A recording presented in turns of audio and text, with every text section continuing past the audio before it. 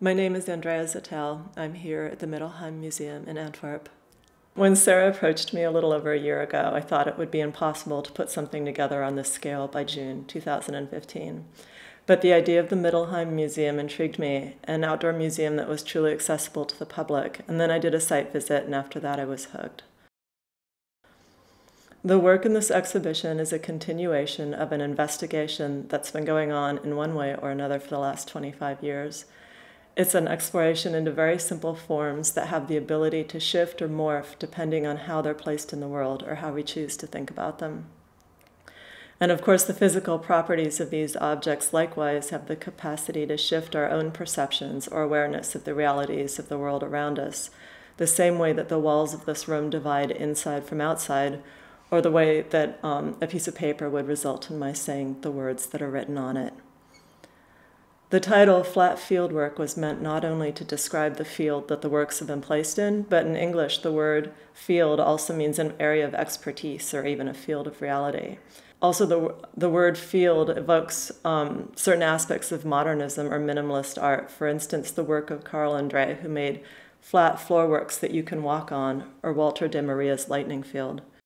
A plane or a panel is an amorphous form that moves easily between categories according to the context in which it's used.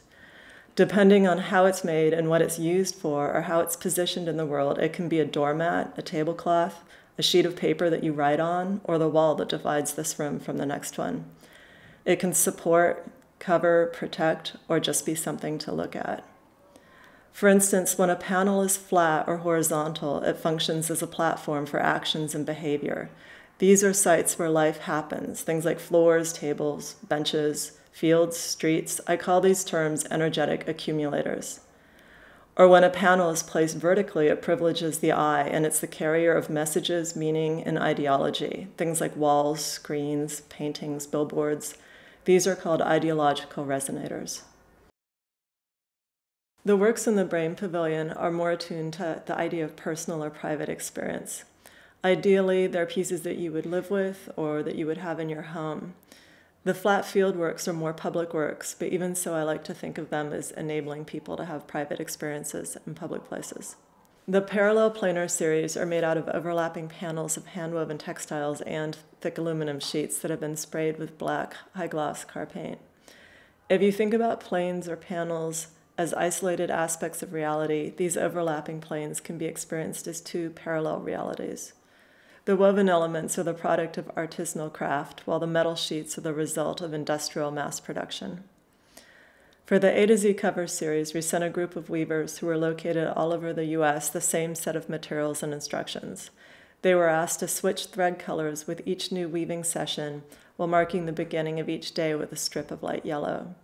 The result is a reflection of the weavers' working patterns indicating when they took coffee breaks or the occasional phone call or other interruptions. The panels are suspended in space, so I kind of like to think of them as a representation of a dimension of time and space. The series that's titled Bench, after Jed, was inspired by a piece of furniture that I saw a long time ago in Donald Judd's home in Spring Street. The piece was made out of wood, and it kind of looked like a table, but it was 17 inches high, which is the height of a bench, and it had a Persian carpet on it. I thought about this piece for years, and I've always been really interested in how it confused the surface of the floor, because it had the Persian carpet on it, and the surface of a bench, because it was 17 inches, which is the height of something that you'd sit on, and the surface of a table, because the shape of the structure looked like a table. So a little more than a year ago, I decided to make a version of the work for my own house and to try living on it. Since then, I've been exploring different sorts of carpeting, although I always stay with something that you'd use on a floor in different heights. 2 versions of these experiments are on view at the Brain Pavilion. It's been a long time since I've had that feeling of being on something, like on a path that makes sense. The work has become so minimal. It's not what I thought I would be making, but it feels right. I feel really good about leaving it behind. I feel like for the last year and a half, I've been on a path with these works it's been kind of revealing itself to me where, before that it was always sort of forced, where I had to think about each thing that I was doing next. And one of the reasons that I wanted to do this show was because I knew that being able to make these sort of large-scale outdoor pieces was part of that puzzle, and it felt like the next step. And I feel really happy with the way that the work's turned out. So it's been really nice because now I'm kind of excited about the next step, which I think will happen in Joshua Tree when I go home.